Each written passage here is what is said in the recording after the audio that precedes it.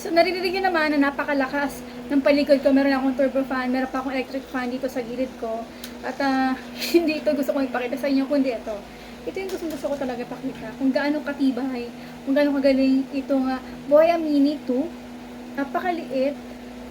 Diba? So, dalawa ng kanyang mic, dalawa ng kanyang lapel, at isa ang kanyang receiver. So, ito ikakabit niyo. Type C yung napili ko. So, makikita nyo dyan, color blue. It means, yung narinig nyo, syempre on na yung mic nito. At hindi ba naka-on ang kanyang AI noise cancellation? One click lang kung gusto nyo gamitin ang AI noise cancellation. Color green na. Ano? What do you think? Ito ang boses ko kapag may AI noise cancellation with Boya Mini 2. Ano sa palagay ninyo? Ganda, no? Again, color blue ko. Ayan. Yung difference. Again, i-noise cancellation ko.